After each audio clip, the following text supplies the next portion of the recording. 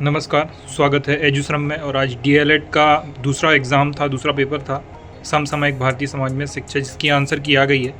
ये आंसर की जो है सभी सेट ABCD के लिए होगी। ये आगे पीछे क्वेश्चन होंगे तो आप इससे मैच कर लीजिएगा। तो सबसे पहले हम बात कर रहे हैं सही उत्तर की, जिसमें पहला क्वेश्चन पूछा गया था कि मानव की संपूर्णता का प्रकटीकरण ही शिक्षा है।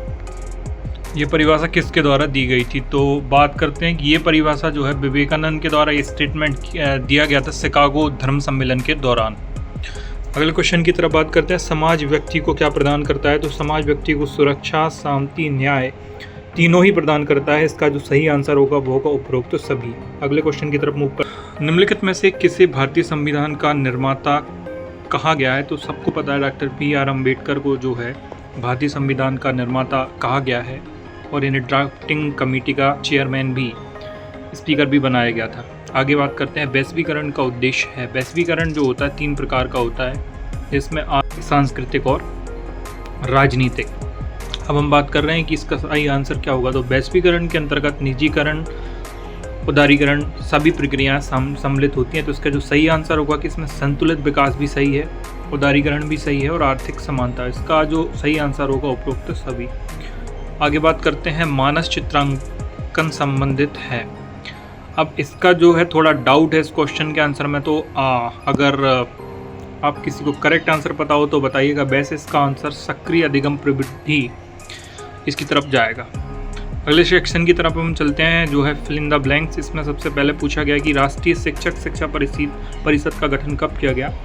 तो 1993 में राष्ट्रपति से अनुमोदित हो गई थी। तो इसका सही आंसर 1993 होगा। अगली बात हम करते हैं बालक की प्रथम पाठशाला। जैसा कि आपको पता है कि बालक की जो पहली पाठशाला होती है वो उसका परिवार होता है। सबसे पहले बालक अपने परिवार से ही सीखता है। अगली हम बात करते हैं कि जिला प्राथमिक शिक्षा कार्यक्रम कब चालू किया गया था? तो ये 1994 में चालू किया गया था। भारत एक देश है। भारत एक कैसा देश है? तो जैसा आपको पता है कि भारत के अंदर लोकतंत्रात्मक व्यवस्था है, यानी डेमोक्रेसी है। तो इसका सही आंसर होगा लोकतंत्रात्मक व्यवस्था। अगली बात करते हैं कि वर्तमान परिदृश्य में शिक्षक की भूमिका क्या है? तो वर्तमान परिदृश्य में शिक्षक जो सुविधा दाता के रूप में काम करता है। इसके बाद एक भाग में उत्तर पूछा गया था। पहला क्वेश्चन था कि केंद्रीय ब्रेल मुद्रालय किस शहर में स्थित है? तो इसका जो सही आंसर होगा वो देहरादून होगा। इसके अलावा आधुनिकीकरण से क्या आशय है? तो ये बहुत ही ईजी क्वेश्चन था। मॉडर्नाइजेशन क्या होता है? तो आप सभी को जो है उसकी जानकारी अच्छे से होगी। उसके अलावा पूछा गया था कि भारतीय संविधान में कितनी सूचियां हैं? तो भारतीय संविधान में 3 सूचियां हैं, समवर्ती सूची, राज्य सूची और संघ सूची। संघ सूची वो जिस पे केंद्र सरकार नियम बनाती है। समवर्ती सूची पर केंद्र यानी सेंट्रल गवर्नमेंट और स्टेट गवर्नमेंट दोनों ही कानून बनाते हैं, जबकि स्टेट गवर्नमेंट पर केवल स्टेट गवर्नमेंट कानून बनाती है। तो इसका सही आंसर जो होगा वो 3 होगा। लोकतंत्र की परिभाषा लिखिए, बहुत ही सिंपल और एकदम इजी क्वेश्चन है।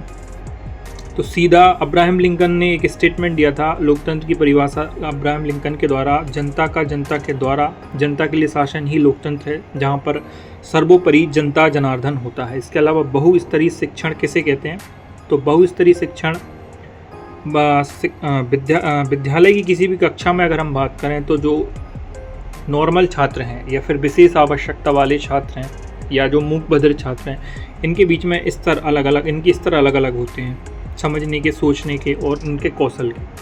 तो इन्हीं बहुस्तरीय छात्रों को लेकर के ये क्वेश्चन पूछा गया था। तो बहुस्तरीय शिक्षण किसे कहते हैं? तो ये आपको क्लियर होगा और बड़ा ही प्यारा क्वेश्चन था। इसके अलावा हम आगे बढ़ते हैं। 2 अंक के क्वेश्चन में पूछा गया था कि सामाजिक स्तरीकरण क्या होता है। इसके अलावा शालेय संस्कृति की 4 विशेषताएं पूछी गई थी। मिड डे मील योजना जो सबसे पहले मद्रास नगर निगम के द्वारा चालू की गई थी।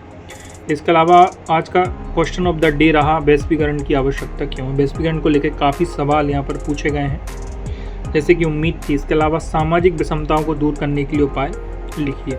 आगे हम बात करें तो 2 नंबर के क्वेश्चन में ही चेतनशील बुद्धिजीविता का अर्थ पूछा गया था। साथ के साथ अखिल भारतीय क्रीड़ा परिषद के 2 कार्य, वंचित बालक से क्या अभिप्राय है, अपवंचना का शिक्षा पर क्या इफेक्ट पड़ता है, शालेय संस्कृति की विशेषता। और ये जो है आज का क्वेश्चन पेपर रहा। इसके अलावा लोकतंत्र को लेकर भी अच्छे सवाल पूछे गए, जैसे लोकतंत्र के गुण बताइए, शिक्षा क्या लोकतंत्र के लिए क्या उद्देश्य है, राष्ट्रीय स्त्री शिक्षा समिति के कार्य, वैज्ञानिक औद्योगिक अनुसंधान परिषद के कार्य, बालिका शिक्षा को लेकर भी कुछ क्वेश्चंस जो हैं पूछे गए थे।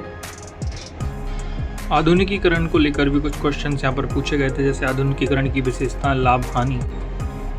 इसके अलावा वैश्वीकरण को लेकर काफ़ी क्वेश्चन देखने को मिले, जैसे वैश्वीकरण के प्रमुख उद्देश्यों का वर्णन और विशेषताएं। तो ये था आज का क्वेश्चन पेपर।